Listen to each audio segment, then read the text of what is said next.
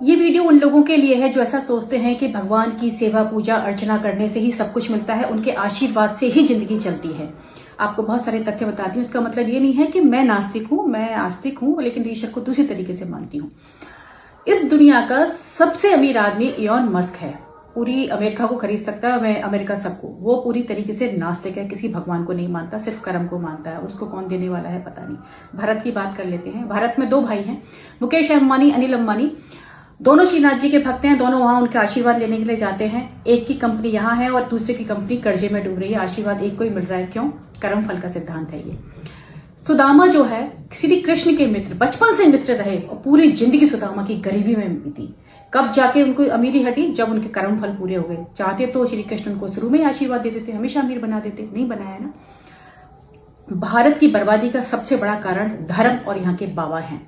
सबसे ज्यादा देश भारत जो है क्या है? धार्मिक है। और यहाँ सबसे ज्यादा आस्तिक लोग हैं, इसीलिए यहाँ पर सबसे ज्यादा मिलावटखोरी, सबसे ज्यादा बेईमानी, सबसे ज्यादा रिश्वतखोरी, सबसे ज्यादा बलात्कार, सबसे ज्यादा भ्रष्टाचार वो यहीं पर ही मिलेगा आपको भारत में, पूरे विश्व में और कहीं नहीं है इतना। और सबसे ज्यादा धार्मिक देश है। एक बात मैंने देखी, जो नास्तिक लोग होते हैं उनके अंदर किसी के प्रति कोई नफरत नहीं होती, कोई द्वेष नहीं होती। ये सबसे ज्यादा नफरत का काम, सबसे ज्यादा देश का काम ये आस्तिक ही करते हैं। और एक गाली गलौज, फिर एक वीडियो बनाई थी वृंदावन की, आप देखना उनमें जो आस्तिक है, भगवान को मानने वाले, क्या भाषा का प्रयोग कर रहे हैं। ये सिखा रहा है आपको आपका धर्म। हाँ, चीन पता है क्यों नास्तिक बना? चीन सुपर पावर बना है तब से ही।